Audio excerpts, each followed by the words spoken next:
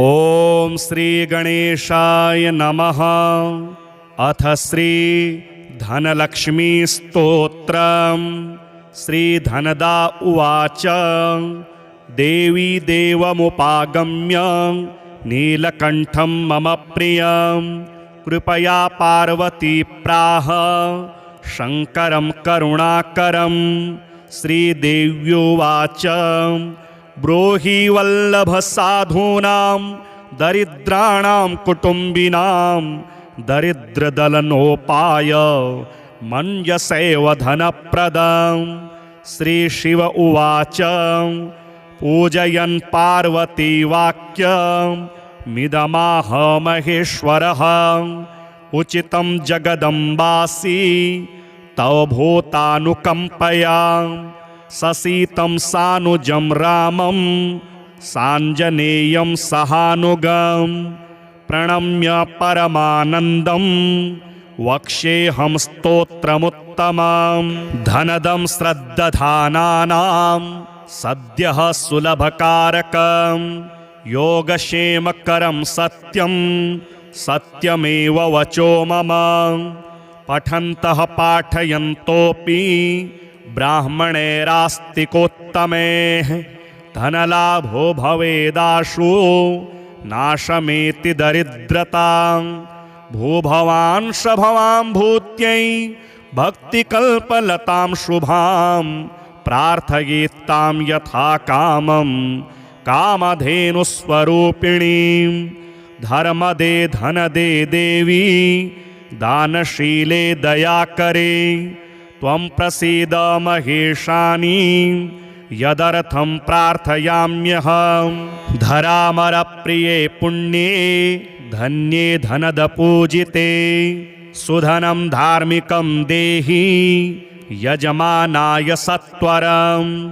रम्ये रुद्रप्रिये रूपे रामरूपे रतिप्रिये शिखी सखमनोमूर्ते प्रसीद प्रणते मयि। आरक्तचरणम्भोजे सिद्धि सर्वार्थदायिके दिव्याम्बरधरे दिव्ये दिव्यमाल्योपशोभिते समस्तगुणसम्पन्ने सर्वलक्षणलक्षिते शरच्चन्द्रमुखे नीले नीलनीरजलोचने चञ्चरे कचमोचारो श्रीहारकुटिलालके मत्ते भगवती मातः कलकण्ठरवामृते हासावलोकनैर्दिव्यैर्भक्तचिन्तापहारिके रूपलावण्यतारुण्य कारुण्यगुणभाजने क्वणत्कङ्कणमञ्जीरे लसल्लीलाकराम्बुजे रुद्रप्रकाशिते तत्त्वे धर्माधारे धरालये प्रयच्छ यजमानाय धनं धर्मैकसाधनं। मातस्त्वं मे विलम्बेन दिशस्व जगदम्बिके कृपया करुणागारे प्रार्थितं कुरु मे शुभे। वसुधे वसुधारूपे वसुवासववन्दिते धनदे यजमानाय वरदे वरदा भव। ब्रह्मण्यैर्ब्रह्मणः पूज्ये पार्वती शिवशङ्करे स्तोत्रं दरिद्रता व्याधि शमनं सुधनप्रदं। श्रीकरे शङ्करे श्रीदे प्रसीद मयि किङ्करे पार्वतीश प्रसादेन सुरेश किङ्करेरितं। श्रद्धया ये पठिष्यन्ति पाठयिष्यन्ति भक्तितः सहस्रसमयुतं लक्ष्यं धनलाभो भवेद्ध्रुवं। धनदाय नमस्तुभ्यं निधिपदमाधिपाय च भवन्तु त्वत्प्रसादान्मे धनधान्यादिसम्पदः। देवी देवमुपागम्य नीलकण्ठं मम प्रियं कृपया पार्वती प्राह शङ्करं करुणाकरं। श्रीदेव्युवाच ब्रूहि वल्लभसाधूनां दरिद्राणां कुटुम्बिनां दरिद्रदलनोपाय मन्यसेव धनप्रदं। श्रीशिव उवाच पूजयन् पार्वती वाक्यमिदमाह महेश्वरः उचितं जगदम्बासि तव भूतानुकम्पया ससीतं सानुजं रामं साञ्जनेयं सहानुगं प्रणम्य परमानन्दं वक्ष्येऽहं स्तोत्रमुत्तमं। धनदं श्रद्दधानानां सद्यः सुलभकारकं योगक्षेमकरं सत्यं सत्यमेव वचो मम। पठन्तः पाठयन्तोऽपि ब्राह्मणैरास्तिकोत्तमैः धनलाभो भवेदाशु नाशमेति दरिद्रतां। भूभवांश भवां भूत्यै भक्तिकल्पलतां शुभां प्रार्थयेत्तां यथा कामं कामधेनुस्वरूपिणीं। धर्मदे धनदे देवी दानशीले दयाकरे त्वं प्रसीद महेशानि यदर्थं प्रार्थयाम्यहं। धरामरप्रिये पुण्ये धन्ये धनदपूजिते सुधनं धार्मिकं देहि यजमानाय सत्वरं। रम्ये रुद्रप्रिये रूपे रामरूपे रतिप्रिये शिखी सखमनोमूर्ते प्रसीद प्रणते मयि। आरक्तचरणम्भोजे सिद्धि सर्वार्थदायिके दिव्याम्बरधरे दिव्ये दिव्यमाल्योपशोभिते समस्तगुणसम्पन्ने सर्वलक्षणलक्षिते शरच्चन्द्रमुखे नीले नीलनीरजलोचने चञ्चरे कचमोचारो श्रीहारकुटिलालके मत्ते भगवती मातः कलकण्ठरवामृते हासावलोकनैर्दिव्यैर्भक्तचिन्तापहारिके रूपलावण्यतारुण्य कारुण्यगुणभाजने क्वणत्कङ्कणमञ्जीरे लसल्लीलाकराम्बुजे रुद्रप्रकाशिते तत्त्वे धर्माधारे धरालये प्रयच्छ यजमानाय धनं धर्मैकसाधनं मातस्त्वं मे विलम्बेन दिशस्व जगदम्बिके कृपया करुणागारे प्रार्थितं कुरु मे शुभे वसुधे वसुधारूपे वसुवासववन्दिते धनदे यजमानाय वरदे वरदा भव ब्रह्मण्यैर्ब्रह्मणः पूज्ये पार्वती शिवशङ्करे स्तोत्रं दरिद्रता व्याधि शमनं सुधनप्रदं श्रीकरे शङ्करे श्रीदे प्रसीद मयि किङ्करे पार्वतीश प्रसादेन सुरेश किङ्करेरितं श्रद्धया ये पठिष्यन्ति पाठयिष्यन्ति भक्तितः सहस्रसमयुतं लक्ष्यं धनलाभो भवेद्ध्रुवं धनदाय नमस्तुभ्यं निधिपदमाधिपाय च भवन्तु त्वत्प्रसादान्मे धनधान्यादिसम्पदः देवी देवमुपागम्य नीलकण्ठं मम प्रियं कृपया पार्वती प्राह शङ्करं करुणाकरं श्रीदेव्युवाच ब्रूहि वल्लभसाधूनां दरिद्राणां कुटुम्बिनां दरिद्रदलनोपाय मन्यसेव धनप्रदं श्रीशिव उवाच पूजयन् पार्वती वाक्यमिदमाह महेश्वरः उचितं जगदम्बासि तव भूतानुकम्पया ससीतं सानुजं रामं साञ्जनेयं सहानुगं प्रणम्य परमानन्दं वक्ष्येऽहं स्तोत्रमुत्तमं धनदं श्रद्दधानानां सद्यः सुलभकारकं योगक्षेमकरं सत्यं सत्यमेव वचो मम पठन्तः पाठयन्तोऽपि ब्राह्मणैरास्तिकोत्तमैः धनलाभो भवेदाशु नाशमेति दरिद्रतां भूभवांश भवां भूत्यै भक्तिकल्पलतां शुभां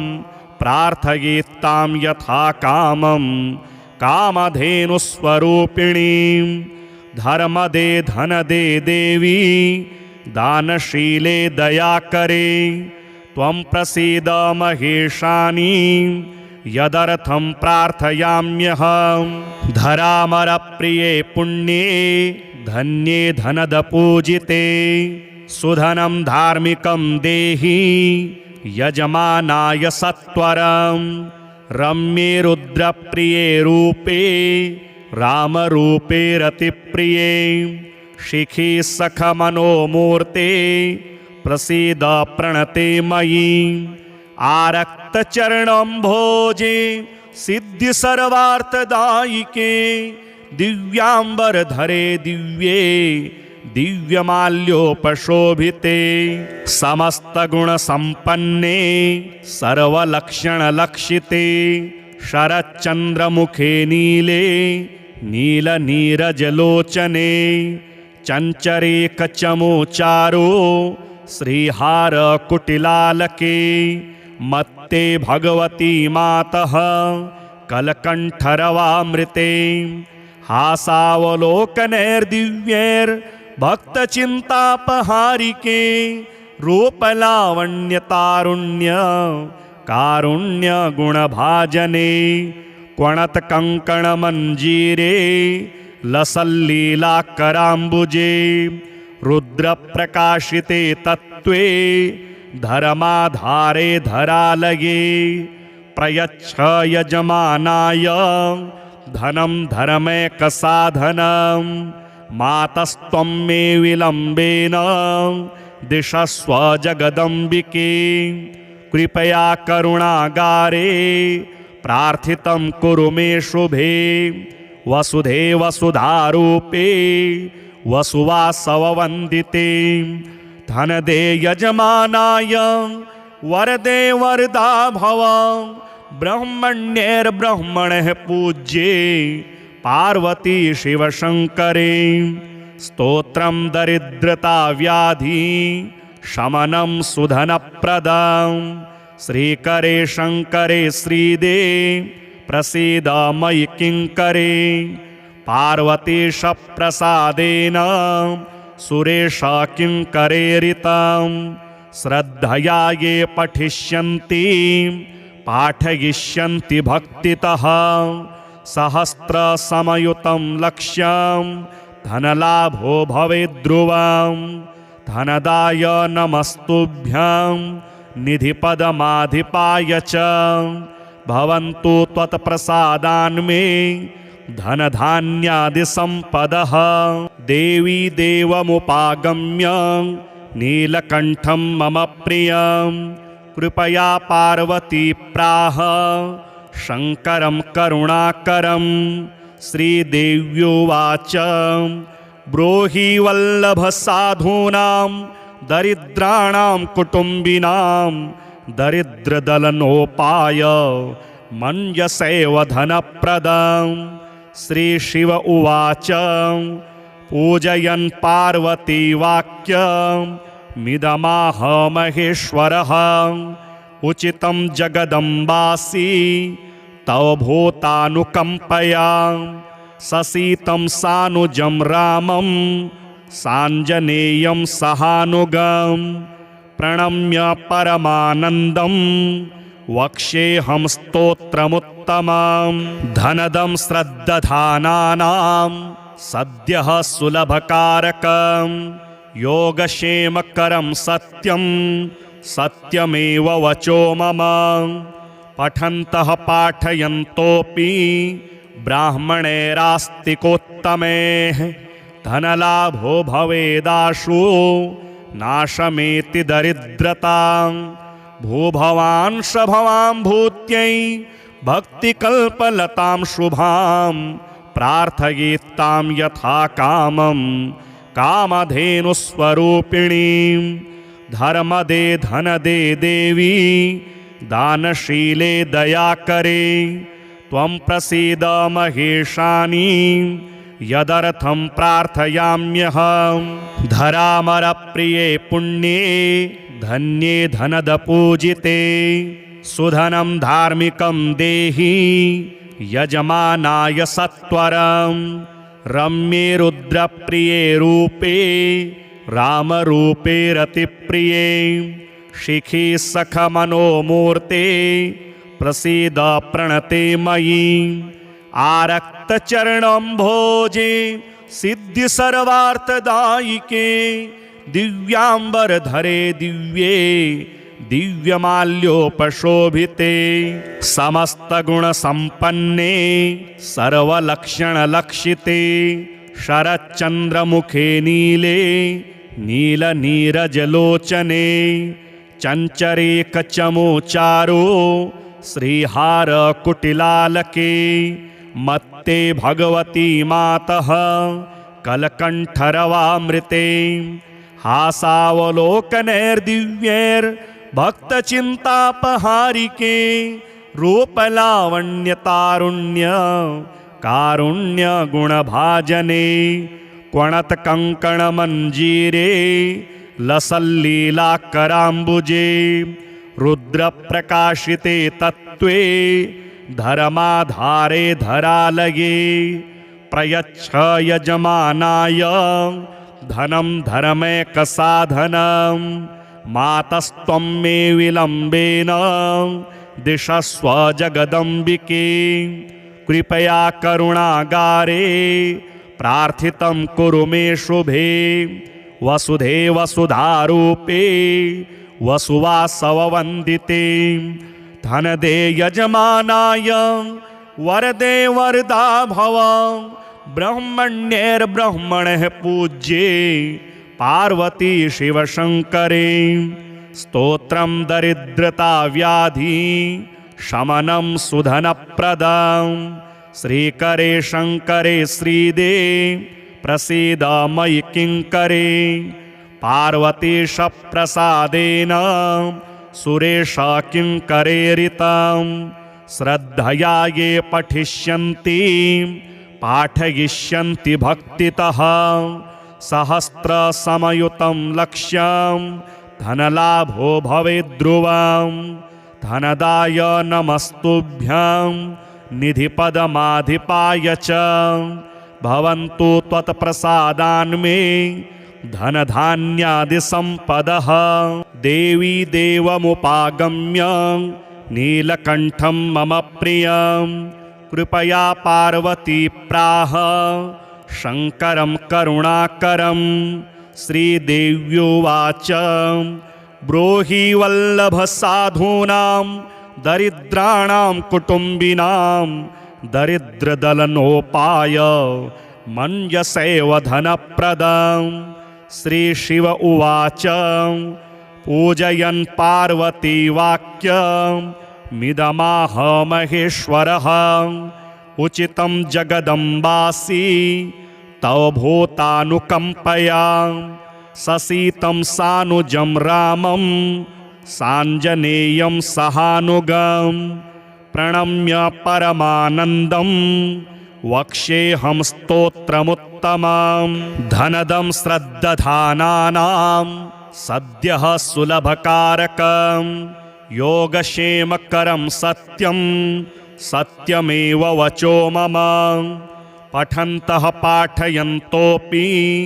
ब्राह्मणैरास्तिकोत्तमैः धनलाभो भवेदाशु नाशमेति दरिद्रतां भूभवान् शभवां भूत्यै भक्तिकल्पलतां शुभां प्रार्थयेत्तां यथा कामं कामधेनुस्वरूपिणीं धर्मदे धनदे देवी दानशीले दयाकरे त्वं प्रसीद महेशानी यदर्थं प्रार्थयाम्यहं धरामरप्रिये पुण्ये धन्ये धनदपूजिते सुधनं धार्मिकं देहि यजमानाय सत्वरं रम्ये रुद्रप्रिये रूपे रामरूपे रतिप्रिये शिखी सखमनोमूर्ते प्रसीद प्रणते मयि आरक्तचरणम्भोजे सिद्धि सर्वार्थदायिके दिव्याम्बरधरे दिव्ये दिव्यमाल्योपशोभिते समस्तगुणसम्पन्ने सर्वलक्षणलक्षिते शरच्चन्द्रमुखे नीले नीलनीरजलोचने चञ्चरे कचमोचारो श्रीहारकुटिलालके मत्ते भगवती मातः कलकण्ठरवामृते हासावलोकनैर्दिव्यैर्भक्तचिन्तापहारिके रूपलावण्यतारुण्य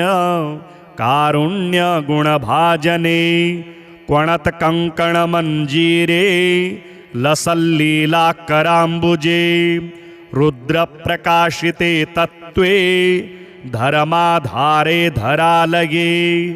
प्रयच्छ यजमानाय धनं धर्मैकसाधनं मातस्त्वं मे विलम्बेन दिशस्व जगदम्बिके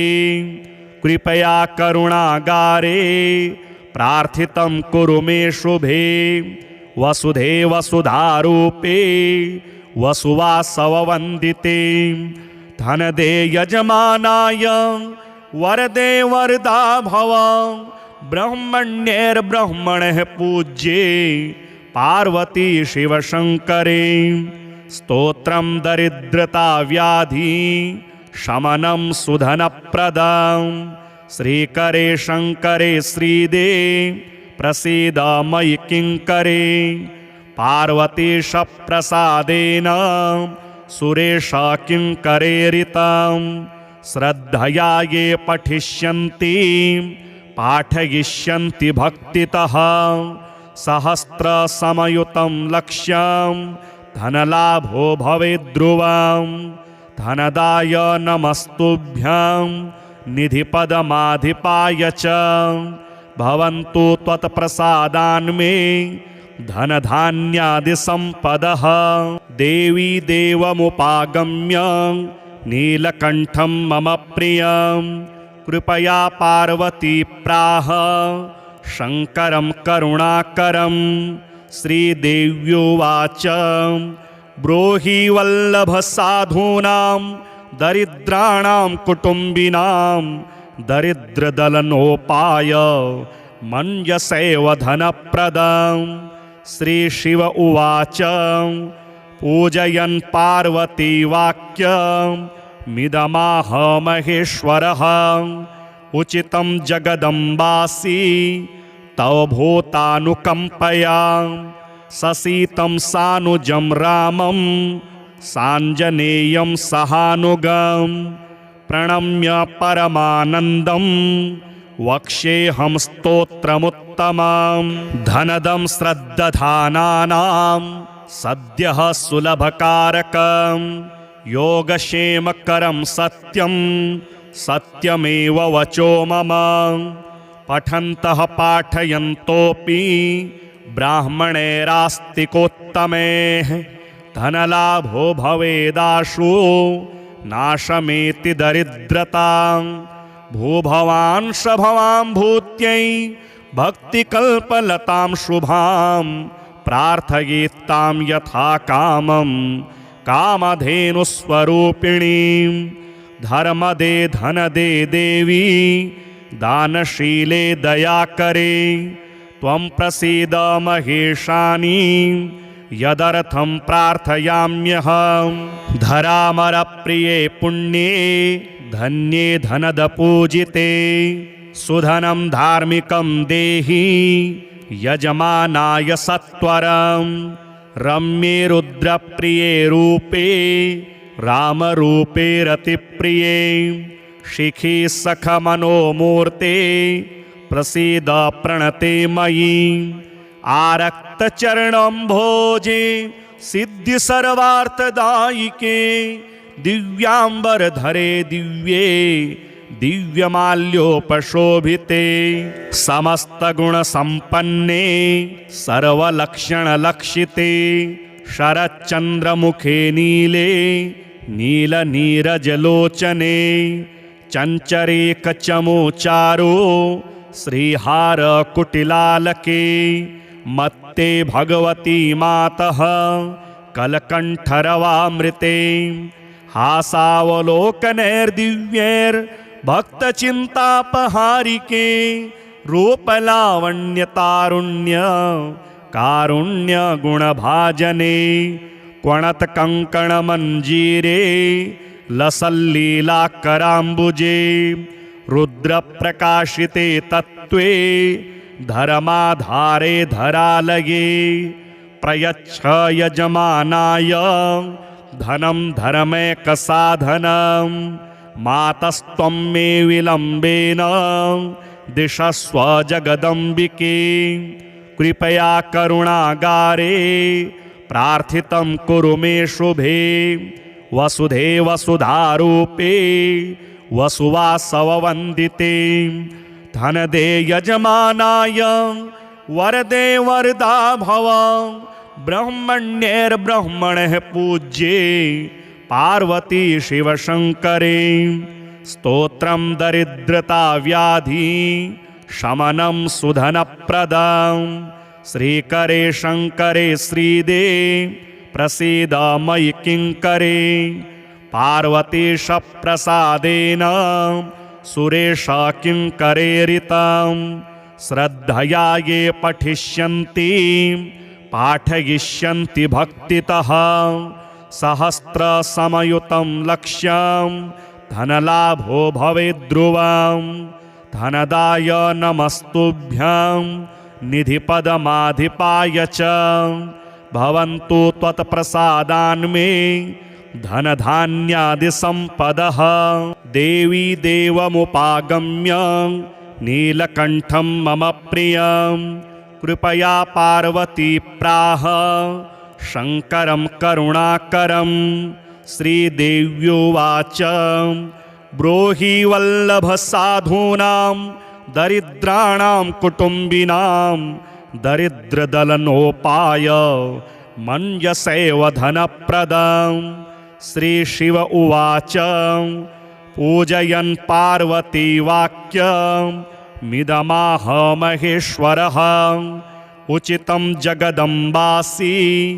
तव भूतानुकम्पया ससीतं सानुजं रामं साञ्जनेयं सहानुगं प्रणम्य परमानन्दं वक्ष्येऽहं स्तोत्रमुत्तमं धनदं श्रद्दधानानां सद्यः सुलभकारकं योगक्षेमकरं सत्यं सत्यमेव वचो मम पठन्तः पाठयन्तोऽपि ब्राह्मणैरास्तिकोत्तमैः धनलाभो भवेदाशु नाशमेति दरिद्रतां भूभवांश भवां भूत्यै भक्तिकल्पलतां शुभां प्रार्थयेत्तां यथा कामं कामधेनुस्वरूपिणीं धर्मदे धनदे देवी दानशीले दयाकरे त्वं प्रसीद महेशानि यदर्थं प्रार्थयाम्यहं धरामरप्रिये पुण्ये धन्ये धनदपूजिते सुधनं धार्मिकं देहि यजमानाय सत्वरं रम्ये रुद्रप्रिये रूपे रामरूपे रतिप्रिये शिखी सखमनोमूर्ते प्रसीद प्रणते मयि आरक्तचरणं भोजे सिद्धि सर्वार्थदायिके दिव्यांबरधरे दिव्ये दिव्यमाल्योपशोभिते समस्तगुणसम्पन्ने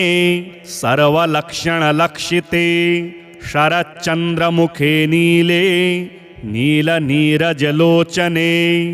चञ्चरे कचमोचारो श्रीहारकुटिलालके मत्ते भगवती मातः कलकण्ठरवामृते हासावलोकनैर्दिव्यैर्भक्तचिन्तापहारिके रूपलावण्यतारुण्य कारुण्यगुणभाजने क्वणत्कङ्कणमञ्जीरे लसल्लीलाकराम्बुजे रुद्रप्रकाशिते तत्त्वे धर्माधारे धरालये प्रयच्छ यजमानाय धनं धर्मैकसाधनं मातस्त्वं मे विलम्बेन दिशस्व जगदम्बिके कृपया करुणागारे प्रार्थितं कुरु मे शुभे वसुधे वसुधारूपे वसुवासववन्दिते धनदे यजमानाय वरदे वरदा भव ब्रह्मण्यैर्ब्रह्मणः पूज्ये पार्वती शिवशङ्करे स्तोत्रं दरिद्रता व्याधि शमनं सुधनप्रदं श्रीकरे शङ्करे श्रीदे प्रसीद मयि किङ्करे पार्वतीशप्रसादेन सुरेश किङ्करेरितं श्रद्धया ये पठिष्यन्ति पाठयिष्यन्ति भक्तितः सहस्रसमयुतं लक्ष्यं धनलाभो भवेद्ध्रुवं धनदाय नमस्तुभ्यं निधिपदमाधिपाय च भवन्तु त्वत्प्रसादान्मे धनधान्यादिसम्पदः देवी देवमुपागम्य नीलकण्ठं मम प्रियं कृपया पार्वती प्राह शङ्करं करुणाकरं श्रीदेव्युवाच ब्रूहि वल्लभसाधूनां दरिद्राणां कुटुम्बिनां दरिद्रदलनोपाय मञ्जसैव धनप्रदं श्रीशिव उवाच पूजयन् पार्वती वाक्यमिदमाह महेश्वरः उचितं जगदम्बासि तव भूतानुकम्पया ससीतं सानुजं रामं साञ्जनेयं सहानुगं प्रणम्य परमानन्दं वक्ष्येऽहं स्तोत्रमुत्तमं धनदं श्रद्दधानानां सद्यः सुलभकारकं योगक्षेमकरं सत्यं सत्यमेव वचो मम पठन्तः पाठयन्तोऽपि ब्राह्मणैरास्तिकोत्तमैः धनलाभो भवेदाशु नाशमेति दरिद्रतां भूभवान् शभवां भूत्यै भक्तिकल्पलतां शुभां प्रार्थयेत्तां यथा कामं कामधेनुस्वरूपिणीं धर्मदे धनदे देवी दानशीले दयाकरे त्वं प्रसीद महेशानि यदर्थं प्रार्थयाम्यहं धरामरप्रिये पुण्ये धन्ये धनदपूजिते सुधनं धार्मिकं देहि यजमानाय सत्वरं रम्ये रुद्रप्रिये रूपे रामरूपे रतिप्रिये शिखी सखमनोमूर्ते प्रसीद प्रणते मयि आरक्तचरणं भोजे सिद्धि सर्वार्थदायिके दिव्यांबरधरे दिव्ये दिव्यमाल्योपशोभिते समस्तगुणसम्पन्ने सर्वलक्षणलक्षिते शरच्चन्द्रमुखे नीले नीलनीरजलोचने चञ्चरे कचमोचारो श्रीहारकुटिलालके मत्ते भगवती मातः कलकण्ठरवामृते हासावलोकनैर्दिव्यैर्भक्तचिन्तापहारिके रूपलावण्यतारुण्य कारुण्यगुणभाजने क्वणत्कङ्कणमञ्जीरे लसल्लीलाकराम्बुजे रुद्रप्रकाशिते तत्त्वे धर्माधारे धरालये प्रयच्छ यजमानाय धनं धर्मैकसाधनं मातस्त्वं मे विलम्बेन दिशस्व जगदम्बिके कृपया करुणागारे प्रार्थितं कुरु मे शुभे वसुधे वसुधारूपे वसुवासववन्दिते धनदे यजमानाय वरदे वरदा भव ब्रह्मण्यैर्ब्रह्मणः पूज्ये पार्वती शिवशङ्करे स्तोत्रं दरिद्रता व्याधि शमनं सुधनप्रदं श्रीकरे शङ्करे श्रीदे प्रसीद मयि किङ्करे पार्वतीशप्रसादेन सुरेश किङ्करेरितं श्रद्धया ये पठिष्यन्ति पाठयिष्यन्ति भक्तितः सहस्रसमयुतं लक्ष्यं धनलाभो भवेद्ध्रुवं धनदाय नमस्तुभ्यं निधिपदमाधिपाय च भवन्तु त्वत्प्रसादान्मे धनधान्यादिसम्पदः देवी देवमुपागम्य नीलकण्ठं मम प्रियं कृपया पार्वती प्राह शङ्करं करुणाकरं श्रीदेव्युवाच ब्रूहि वल्लभसाधूनां दरिद्राणां कुटुम्बिनां दरिद्रदलनोपाय मञ्जसेव धनप्रदं श्रीशिव उवाच पूजयन् पार्वती वाक्यमिदमाह महेश्वरः उचितं जगदम्बासि तव भूतानुकम्पया ससीतं सानुजं रामं साञ्जनेयं सहानुगं प्रणम्य परमानन्दं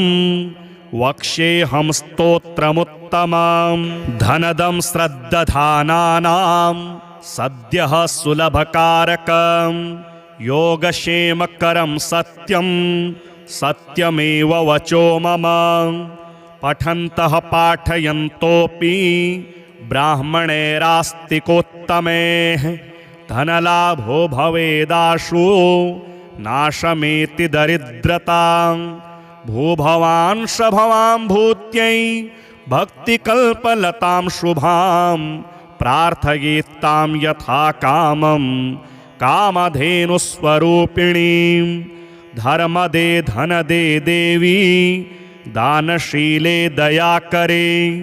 त्वं प्रसीद महेशानि यदर्थं प्रार्थयाम्यहं धरामरप्रिये पुण्ये धन्ये धनदपूजिते सुधनं धार्मिकं देहि यजमानाय सत्वरं रम्ये रुद्रप्रिये रूपे रामरूपे रतिप्रिये शिखी सखमनोमूर्ते प्रसीद प्रणते मयि आरक्तचरणम्भोजे सिद्धिसर्वार्थदायिके दिव्याम्बरधरे दिव्ये दिव्यमाल्योपशोभिते समस्तगुणसम्पन्ने सर्वलक्षणलक्षिते शरच्चन्द्रमुखे नीले नीलनीरजलोचने चञ्चरे कचमोचारो श्रीहारकुटिलालके मत्ते भगवती मातः कलकण्ठरवामृते हासावलोकनैर्दिव्यैर्भक्तचिन्तापहारिके रूपलावण्यतारुण्य कारुण्यगुणभाजने क्वणत्कङ्कणमञ्जीरे लसल्लीलाकराम्बुजे रुद्रप्रकाशिते तत्त्वे धर्माधारे धरालये प्रयच्छ यजमानाय धनं धर्मैकसाधनं मातस्त्वं मे विलम्बेन दिशस्व जगदम्बिके कृपया करुणागारे प्रार्थितं कुरु मे शुभे वसुधे वसुधारूपे वसुवासववन्दिते धनदे यजमानाय वरदे वरदा भव ब्रह्मण्यैर्ब्रह्मणः पूज्ये पार्वती शिवशङ्करे स्तोत्रं दरिद्रता व्याधि शमनं सुधनप्रदं श्रीकरे शङ्करे श्रीदे प्रसीद मयि किङ्करे पार्वतीश प्रसादेन सुरेश किङ्करेरितं श्रद्धया ये पठिष्यन्ति पाठयिष्यन्ति भक्तितः सहस्रसमयुतं लक्ष्यं धनलाभो भवेद्ध्रुवं धनदाय नमस्तुभ्यं निधिपदमाधिपाय च भवन्तु त्वत्प्रसादान्मे धनधान्यादिसम्पदः देवी देवमुपागम्य नीलकण्ठं मम प्रियं कृपया पार्वती प्राह शङ्करं करुणाकरं श्रीदेव्युवाच ब्रूहि वल्लभसाधूनां दरिद्राणां कुटुम्बिनां दरिद्रदलनोपाय मन्यसेव धनप्रदं श्रीशिव उवाच पूजयन् पार्वती वाक्यमिदमाह महेश्वरः उचितं जगदम्बासि तव भूतानुकम्पया ससीतं सानुजं रामं साञ्जनेयं सहानुगं प्रणम्य परमानन्दं वक्ष्येऽहं स्तोत्रमुत्तमं धनदं श्रद्दधानानां सद्यः सुलभकारकं योगक्षेमकरं सत्यं सत्यमेव वचो मम पठन्तः पाठयन्तोऽपि ब्राह्मणैरास्तिकोत्तमैः धनलाभो भवेदाशु नाशमेति दरिद्रतां भूभवांश भवां भूत्यै भक्तिकल्पलतां शुभां प्रार्थयेत्तां यथा कामं कामधेनुस्वरूपिणीं धर्मदे धनदे देवी दानशीले दयाकरे त्वं प्रसीद महेशानि यदर्थं प्रार्थयाम्यहं धरामरप्रिये पुण्ये धन्ये धनदपूजिते सुधनं धार्मिकं देहि यजमानाय सत्वरं रम्ये रुद्रप्रिये रूपे रामरूपे रतिप्रिये शिखी सखमनोमूर्ते प्रसीद प्रणते मयि आरक्तचरणं भोजे सिद्धि सर्वार्थदायिके दिव्याम्बरधरे दिव्ये दिव्यमाल्योपशोभिते समस्तगुणसम्पन्ने सर्वलक्षणलक्षिते शरच्चन्द्रमुखे नीले नीलनीरजलोचने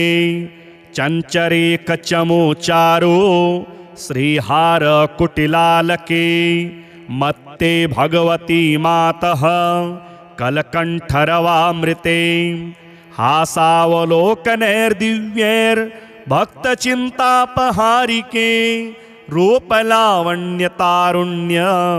कारुण्यगुणभाजने क्वणत्कङ्कणमञ्जीरे लसल्लीलाकराम्बुजे रुद्रप्रकाशिते तत्त्वे धर्माधारे धरालये प्रयच्छ यजमानाय धनं धर्मैकसाधनं मातस्त्वं मे विलम्बेन दिशस्व जगदम्बिके कृपया करुणागारे प्रार्थितं कुरु मे शुभे वसुधे वसुधारूपे वसुवासववन्दिते धनदे यजमानाय वरदे वरदा भव ब्रह्मण्यैर्ब्रह्मणः पूज्ये पार्वती शिवशङ्करे स्तोत्रं दरिद्रता व्याधि शमनं सुधनप्रदं श्रीकरे शङ्करे श्रीदे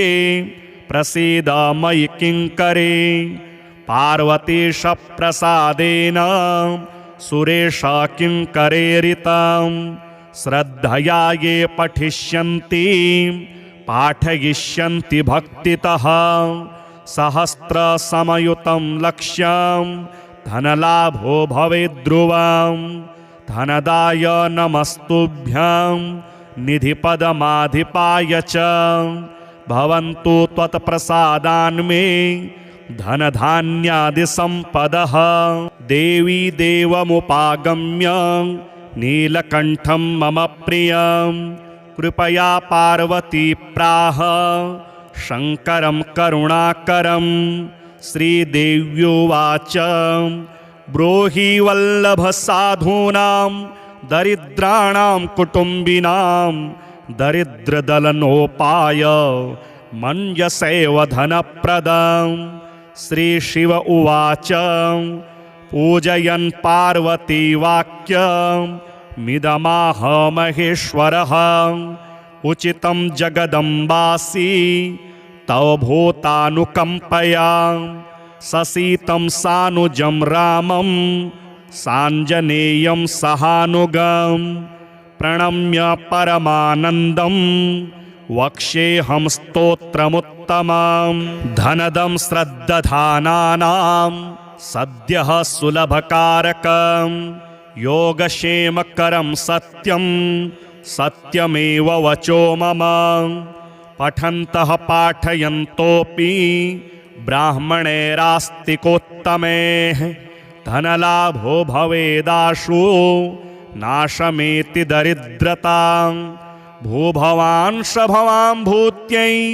भक्तिकल्पलतां शुभां प्रार्थयेत्तां यथा कामं कामधेनुस्वरूपिणीं धर्मदे धनदे देवी दानशीले दयाकरे त्वं प्रसीद महेशानि यदर्थं प्रार्थयाम्यहं धरामरप्रिये पुण्ये धन्ये धनदपूजिते सुधनं धार्मिकं देहि यजमानाय सत्वरं रम्ये रुद्रप्रिये रूपे रामरूपे रतिप्रिये शिखी सखमनोमूर्ते प्रसीद प्रणते मयि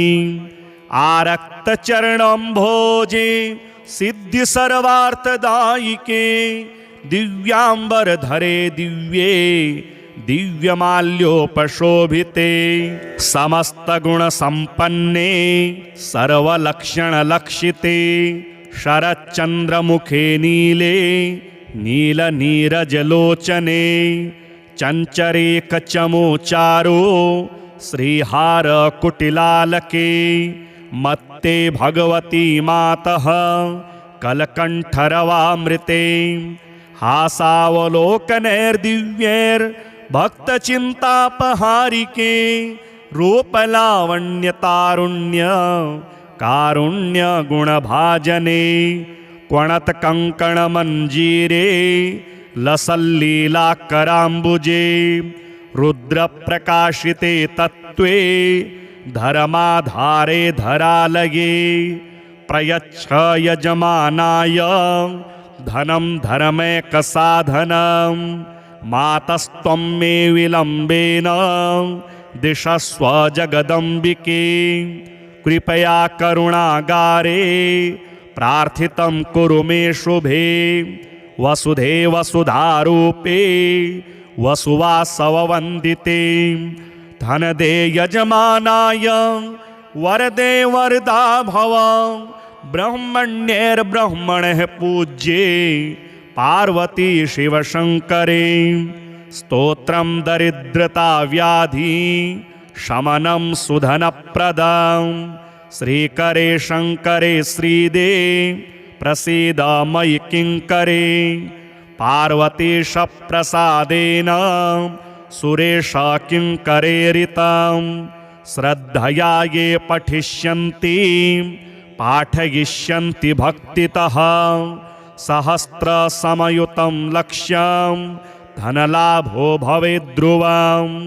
धनदाय नमस्तुभ्यं निधिपदमाधिपाय च भवन्तु त्वत्प्रसादान्मे धनधान्यादिसम्पदः।